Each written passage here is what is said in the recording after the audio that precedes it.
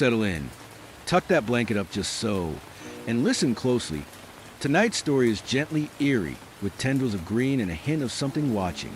Don't worry, I'll stay with you till the end. Tonight's tale is called The Shadow in the Greenhouse. On the edge of Thornwick Manor's overgrown estate stood an antiquated Victorian greenhouse, its glass panes mottled with moss and its iron framework curling like vines in rusted filigree. For years, it had fallen silent. No gardener dared enter once the manor's last horticulturist vanished without a trace. Yet the greenhouse remained, a glass cathedral of broken glass and tangled greenery, rumored to harbor unlikely blooms and a presence that stirred when no one watched.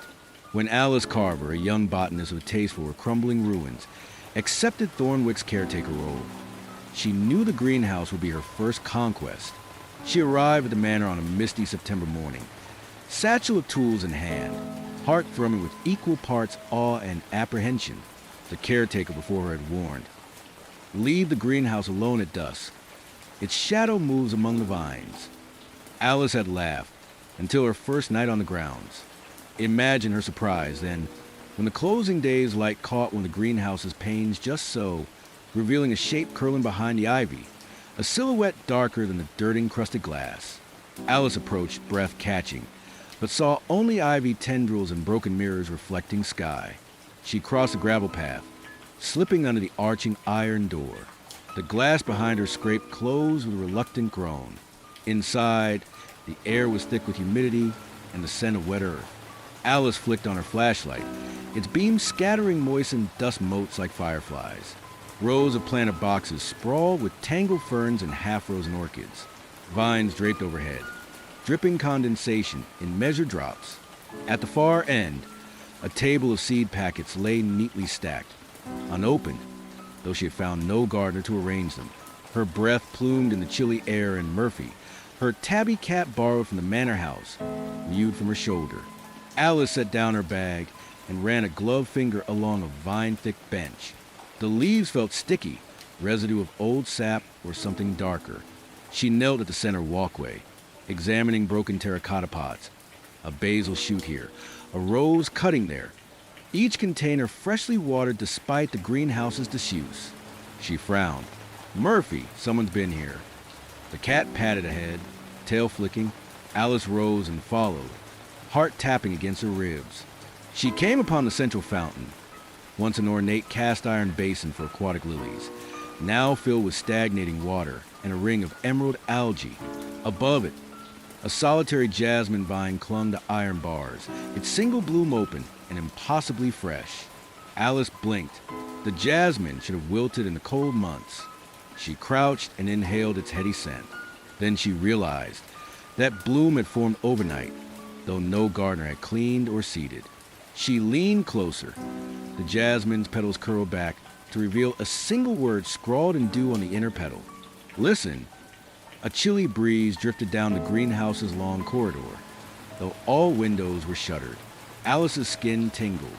She shone her flashlight upward, and in the gloom between leaves saw it. An outline of a face carved in shadow, drifting halfway across a pane where no body stood. The shadow's mouth curved in a silent invitation. She jerked back. "Who's there?" she called, voice small. No answer, only the drip-drip of condensation and Murphy's soft mew. Her beam of light spread across a row of seed packets, and there, a folder marked for Alice in trembling script. Hands trembling, Alice retrieved the folder. Inside, 3 sheets of damp parchment lay flat. 1. Water at midnight and watch the orchids bloom. 2. Feed the ferns and they will whisper their names. 3. Speak your wish and the greenhouse will show its true shape. She stared at the list. Her logical mind balked. Greenhouses don't whisper. Seed packets don't carry messages, and wisteria don't grant wishes. Yet the jasmine bloom and fresh soil pointed to something impossible. A gentle intelligence tending these plants. Alice tucked the parchment into her coat. She pressed her palm to the cold glass of the nearest pane and said softly, "I will water at midnight." As though in reply, the jasmine vine quivered, dropping a single petal onto her glove. Her flashlight flickered. For a heartbeat, the greenhouse grew silent and still. Then the glass behind her scraped open, just a crack, inviting her deeper into the tangle of emerald. Alice swallowed. She gathered her courage, remembering why she came here. To restore life to these forgotten plants, to coax blossoms from winter-torn stems, to cultivate beauty from decay. And if supernatural tips came with the job, she would heed them carefully. She rose and walked deeper into the greenhouse, following the drip of condensation like a heartbeat, toward the old gardener's tool shed at the far end to fetch her watering can. Outside, the breeze stirred the vines against the panes, murmuring a hush of encouragement. And somewhere in the dim glass, Maggie thought she saw the shadow fade, content to watch her new apprentice learn the greenhouse's whispered secrets. That night, sleep eluded Alice Carver. Thornwick Manor's corridors lay silent, save for the rustle of ivy against window panes and Murphy's gentle purrings at her door. Clutching the parchment with its 3 instructions, she dressed in her oilskin coat and carried her brass watering can down the garden path. The moon hung thin and silver above the greenhouse's roof, casting pale light through moss-covered glass. She paused at the iron door, its latticework now glinting in moonlight. The air smelled of damp earth and the faint tang of jasmine. Gathering her courage, she pushed the door open. It whispered on its hinges, and Alice stepped inside. The greenhouse was a cathedral of shadow and silver reflection. Moonlight pooled on broken tiles. Ferns draped from iron beams like silent banners. Alice advanced to the shattered fountain, setting her naked lantern on a root-entwined pedestal. She lifted the watering can, its metal cool in her hand, and began to pour water into each pot of half-frozen orchids. As the first trickle fell upon dry soil, the greenhouse seemed to inhale. Leaves above rustled, though no breeze stirred. The water soaked in, and a cluster of petals began to tremble. Alice knelt heart-pounding and watched in disbelief as pale orchid buds, once shriveled brown husks, slowly unfurled into pale violet blooms. Their throats glowed with moonlit luminescence. Petals unfurled in slow motion, dew beating like tiny stars. Murphy mewed and circled the pots. Alice's breath caught. She whispered, "You're alive?" The orchids bloomed, deepened in color, violet bleeding to indigo, before the petals closed again, leaving a single blossom open in each pot. A hush fell, heavier than the greenhouse's usual stillness. The lantern's glow flickered as though startled, and shadows melted into one another. Alice rose and surveyed the ferns along the east wall. Instruction number 2, feed the ferns and they will whisper their names. She found a rusty tin of fertilizer on a nearby tool rack, dusted with cobwebs. She sprinkled a small handful of powder around the roots of a giant maidenhair fern, then retreated to the center aisle. She pressed her palm to the cool glass, breathing slowly. "Tell me your names," she murmured, half in jest. At first, only the drip of condensation and Murphy's soft paw steps answered. Then, from the clusters of delicate fronds, rose a murmur like distant sighs. Eloan, Bryony, Ludra, Ainsley. Alice's spine tingled. The ferns were whispering. She knelt beside a cluster, pressing her ear to the fronds. The voices were soft, nearly inaudible over the drip-drip of water, but distinct as names. Eloan, Bryony, Ludra, Ainsley. Each name passed across the fronds like a breeze. Alice smiled, tears pricking. These were the original cultivars once planted by Thornwick's lost gardener. Eloan's maidenhair, Bryony's sword fern, Ludra's royal fern, Ainsley's royal shield. The greenhouse had remembered them all. She straightened and circled the pots, murmuring each name in turn. Eloan, Bryony, Ludra, Ainsley. At the last name, Bryony's fronds quivered in time with her heart. Then the entire greenhouse exhaled in a chorus of rustling leaves. The orchids along the north wall opened their petals fully, revealing stamen tipped with silver pollen. The jasmine vine overhead released a single bloom, its petals floating down like confetti. Alice's lantern flickered at the sudden burst of life.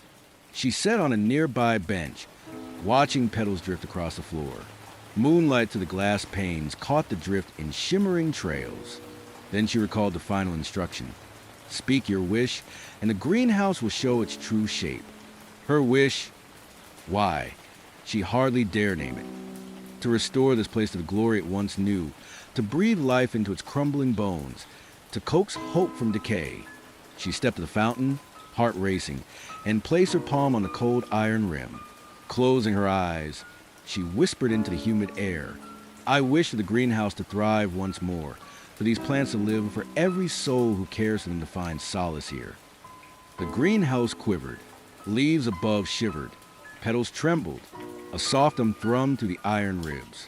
Alice opened her eyes to see the lantern room's glass, once mottled with moss, clear and shining. Vines retreated from the panes.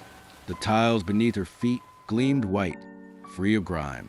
Murphy purred, circling her ankles. Alice stumbled back, lantern bobbing. She glimpsed it then. Beyond the clear glass, Thornwick Manor's rose garden stretched in late bloom, lit by moonlight. The greenhouse, when viewed from outside, had transformed. Every pane gleamed, every seam of ironwork looked freshly painted. Even in ruin, it radiated vitality. Alice pressed a hand to glass.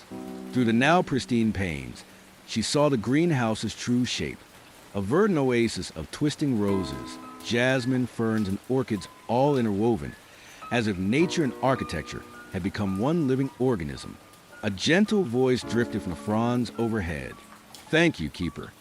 Alice looked up, expecting to see the shadow these words belonged to, but the greenhouse was empty of figures. Only plants swayed in gratitude. The fountain bubbled alive with crystal water, feeding each root.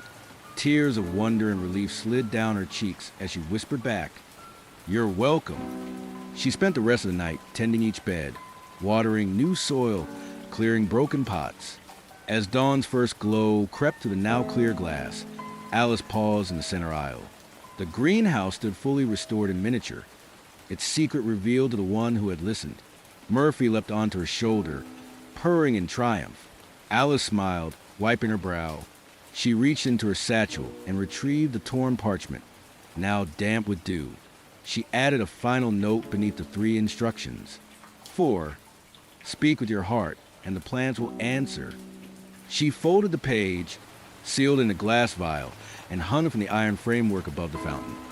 So future caretakers might discover the legend and heed the greenhouse's gentle call. As Alice stepped through the open iron door, she looked back at Thornwick's greenhouse, now a cathedral of living green. She knew her work was just beginning, but the secret was safe. A borrower's promise from root to leaf, whispered by petals and fronds. The morning after the miraculous midnight revival, Thornwick Manor's greenhouse sparkled under golden sunbeams. Alice Carver stepped onto the freshly washed tiles, sunlight warming her cheeks. Murphy padded ahead, sniffing each pot with keen curiosity. The orchid still glowed pale violet. Ferns whispered softly in the breeze, and jasmine vines draped their fragrant garlands above. Though the greenhouse stood renewed, questions lingered. Who was the gentle spirit that whispered plant names? What fate befell Thornwick's lost gardener? And why did the greenhouse, this living structure, choose Alice as its steward? Alice gathered her journal, almanac, and a set of sharpened pencils.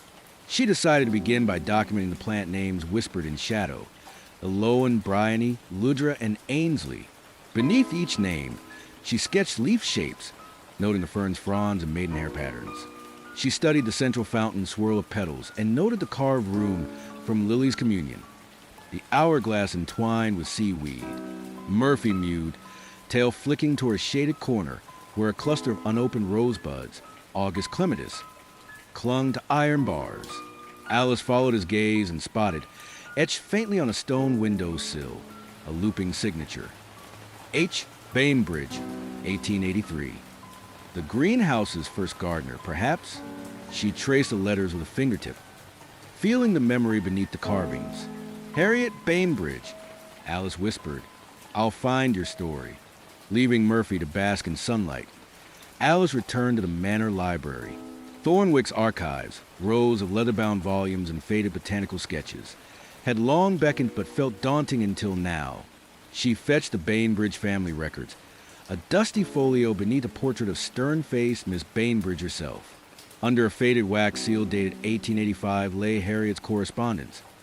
Letters to her sister describing experiments with exotic ferns and orchids imported from distant colonies, and her dream to create a greenhouse that lived and breathed as one organism. One entry caught Alice's eye. June 12, 1884. I feel her in her roots, some presence guiding these stems. I do not fear it, but I must listen. Tonight, I will speak my wish. Alice closed the book, heart racing. Harriet, too, had spoken a wish beneath moonlight. The diary ended abruptly. The final page is gone. Alice's mind leapt back to Lily's communion and the midnight ritual. The greenhouse's gentle spirit must be Harriet herself, tending her beloved plants beyond death. She thumbed through the archives and found a hand-drawn map of the estate, marking a hidden alcove behind the greenhouse's western wall. Spirit's Nook. Intrigued, Alice dashed back to the greenhouse, journal in hand. She followed the map's dotted line, past rose arbors, under arching wisteria, to a cleared patch where a small door lay nearly concealed by climbing ivy. Alice knelt and yanked the ivy aside. The door's iron clasp bore Harriet's signature, H entwined, with a fern frond. She lifted the latch and stepped into a narrow chamber no larger than a closet. Inside, a single pedestal held an alabaster bowl carved with botanical motifs. The bowl was filled with stiff, brittle roses, each petal half blackened, half preserved in time. Underneath lay a small notebook, Harriet's reflections. Hands trembling, Alice opened it. The pages were yellowed, the handwriting delicate. I tend these roses for Father's grave beyond the walls. Each bloom I press here feeds the greenhouse's heart. It listens to my wish, and I guard its life from those who would destroy it. Alice's breath caught. Harper's wish had been to protect both the roses and the greenhouse, to offer a banquet of blossoms from death to nourish living roots. She found another entry. When the shadow came, whose memory I cannot name, it showed me the price of forgetting. I carved my name in stone so others would remember. As Alice read, a breeze rustled through the ivy-choked windows. The greenhouse hummed in response, as though greeting its old guardian. She felt Harriet's presence, gentle, mournful, proud, whispering gratitude. Murphy meowed. Alice closed a notebook and pressed her palm to the bowl of roses. Her fingers brushed dried petals. She bowed her head. I remember you, Harriet. The greenhouse exhaled in a chorus of leaves and jasmine, and Alice felt the roots beneath her feet shift ever so slightly, welcoming her pledge. She rose and studied the brittle roses. They needed water to restore their life. Petals would unfurl one last time to complete Harriet's cycle. She fetched her watering can and poured gently into the basin. Water sloshed in the bowl and seeped through hairline cracks to the soil below. Almost instantly, the blackened petals brightened, unfurling into soft pink. The alabaster bowl glowed as each rose opened fully before drifting away as petals into the fountain's pool below. Alice watched the petals swirl and settle, then flow through the fountain's channels to each planter. The greenhouse hummed with renewed vigor. Orchids shivered, green shoots sprouted, vines crept faster along iron rails. The shadow, Harriet's guardian spirit, had been freed from sorrow, passing into the living greenhouse itself. She sank gently to the floor, breathing deeply. Your cycle is complete. Above, the glass roof cleared of moss. Sunlight streamed in, painting rainbows on every leaf. Alice closed Harriet's journal, tucking it into her satchel with her own. Tomorrow she would digitize these pages and add the new chapter, her chapter, to Thornwick's archives, ensuring that neither Harriet nor Lily nor any whispering fern would be forgotten.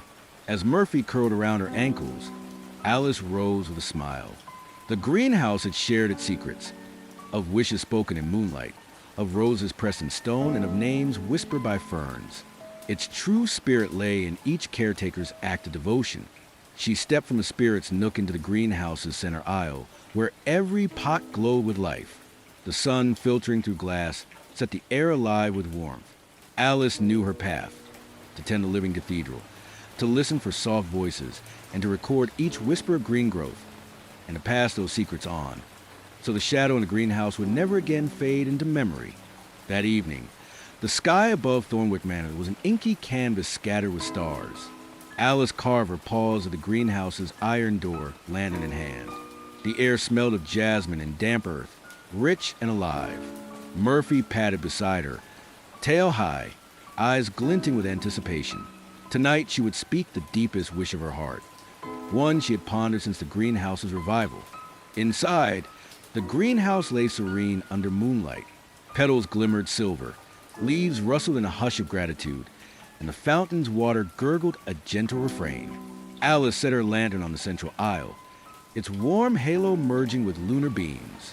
She approached the fountain, where Harriet's alabaster bowl now held only polished stone and a single rose petal, preserved from last night's ritual.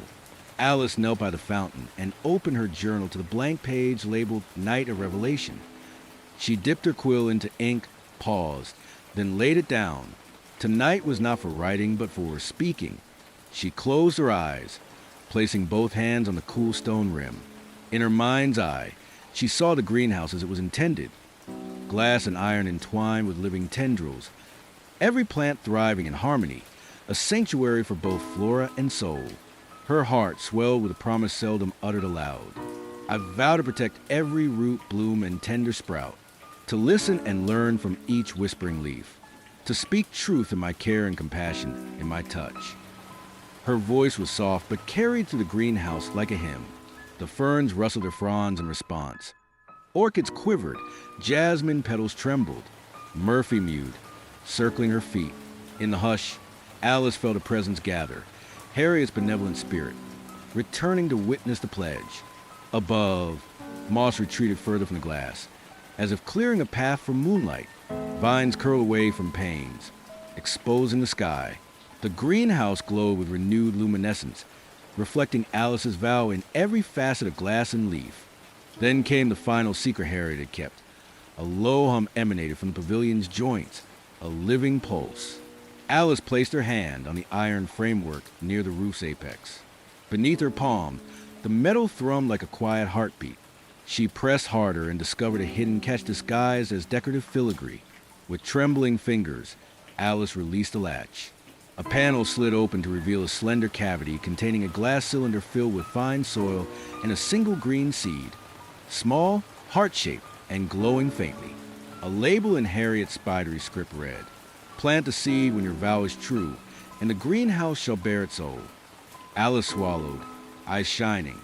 The seed was the final essence of the original garden, the kernel of life from which all growth had sprung. She closed her hand around it, feeling its warmth. She rose and crossed her prepared plot, an empty planter box beneath the greenhouse's apex where moonlight shone brightest. Her vow resonated within her. Protect, listen, speak truth, show compassion. She placed the seed in soft earth, covering it gently, then poured a drop of water over the spot, speaking once more. Grow in light and in care, guardian seed, let your spirit infuse these walls. The soil absorbed the water and seed in a single breath. The greenhouse swelled, as though drawing in all life around it. Alice stepped back, lantern aloft, and watched in awe. Roots of silver light coalesced beneath the soil, weaving upward. Tender green shoots burst forth, unfurling leaves that glowed with the greenhouse's own life force. The new plant, Harriet's legacy, rose swiftly until its vines cradled the glass ceiling, as though embracing the very sky. From its branches unfurled blossoms of every hue, orchid purple, rose pink, fern green, jasmine white. Each flower a symbol of every plant Alice had tended, every secret learned. The blossoms chimed in soft petals like wind chimes, their scent weaving a symphony of comfort and awe. Alice's breath caught. She stepped closer, laying a hand on the glowing stem. The plant trembled in a gentle welcome. Murphy mewed, brushing against her ankle in joyous affirmation. In that moment, the greenhouse revealed its true nature. Not merely a structure of glass and iron, but a living vessel of memories and wishes, governed by the steward heart and the founding gardener's devotion. The shadow, Harriet's spirit, smiled in the arc of moonlight and then, with a final shimmer, drifted into the legacy's blossoms, her presence fully enfolded in living green. Silence fell, profound and sacred. The greenhouse glowed internally. Each planter vibrated with new life, and the fountain sparkled with notes of starlight. Alice closed her eyes, tears of wonder tracing her cheeks. Murphy leapt onto her shoulder, purring. Alice opened her palms to the legacy's blossoms, breathing in their promise. I will guard this place always. She retrieved her journal and ink, inscribing the final entry. September 20th, 2:15 a.m. Planted the guardian seed. The greenhouse's true form revealed, a living cathedral woven from memory, bloom, and vow. Harriet's spirit enfolds in every petal. She closed the journal, sealing it with a pressing of her thumb dipped in wax. The greenhouse exhaled, leaves sighing, petals drifting, welcoming her promise. Soft moonlight streamed into a lantern's flame, no longer needed, flickered low and then extinguished. Alice stepped from the greenhouse, pulling the iron door closed with reverence. Murphy slipped through, disappearing into shadows for a final patrol. Outside, Thornwick Manor stood quiet, its heart beating in the greenhouse's glow. Alice gazed at the dark silhouette of glass and iron, knowing its secret. A garden tended by love, whispered wishes, and the vow of one who dared speak her heart. The first pale light of dawn filtered through the now pristine glass of Thornwick Manor's greenhouse, scattering rainbows across polished iron and lush foliage. Alice Carver stood in the center aisle, notebook in hand, marveling at the transformation. Overnight, the guardian seed had grown into a living trellis of blossoms, flowers and ferns entwined above her head like a cathedral's vaulted ceiling. Murphy the cat wove at her ankles, purring contentedly. Alice took a deep breath of jasmine-scented air and began her final task, documenting the greenhouse's full history and her own stewardship plan for future caretakers. She seated herself at the rounded wooden table near the fountain, its basin crystal clear and fed by an eternal trickle of purified water. Sunlight warmed her face as she opened her journal to a fresh page labeled Stewardship and Legacy.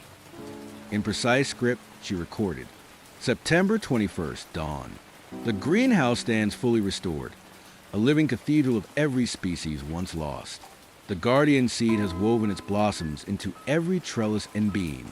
I, Alice Carver, vow to tend the space with care and remembrance. She continued, outlining her maintenance plan. 1. Daily care. Morning checks for bloom health. Evening watering at sunset. 2. Seasonal rituals. Midnight bloom watering on equinoxes.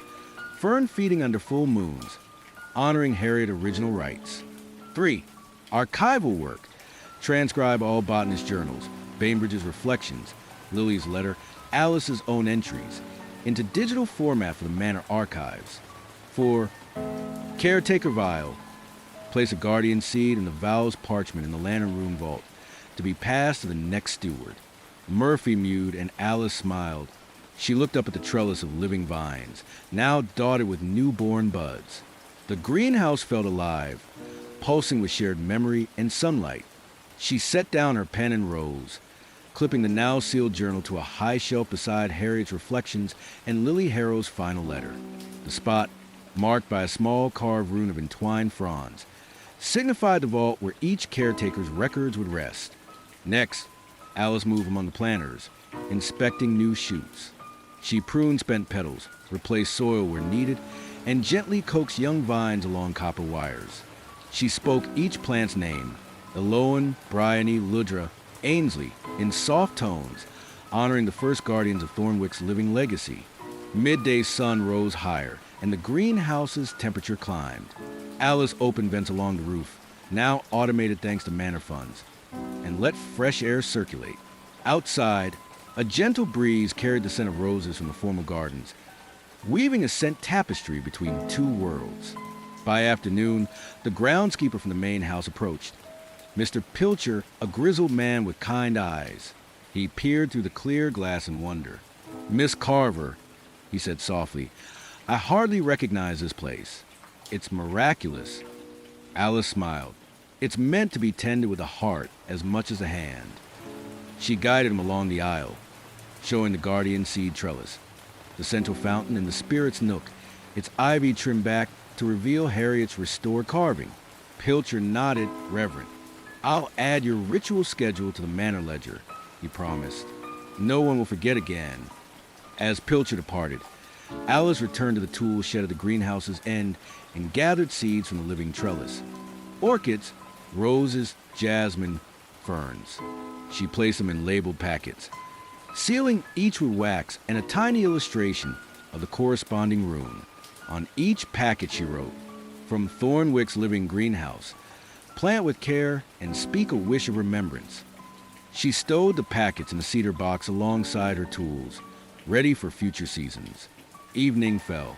Alice lit the brass lantern one last time, its glow mingling with the greenhouse's internal glow as dusk softened the edges of glass and iron.